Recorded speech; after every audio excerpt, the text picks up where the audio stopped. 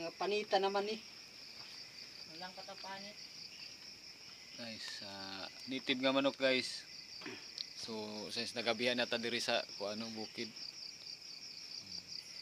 Medyo magabi na. So, Madulom na aldaw. kuan po ta nagdabong guys, tong latan guys. Nakang tatay ganiha. Mga tong tad-tad. Na may madaliwakasan aldaw. So, latan sa nato ning dabong. Kulang pa rin sa lata guys, balik pa na mag lata guys kay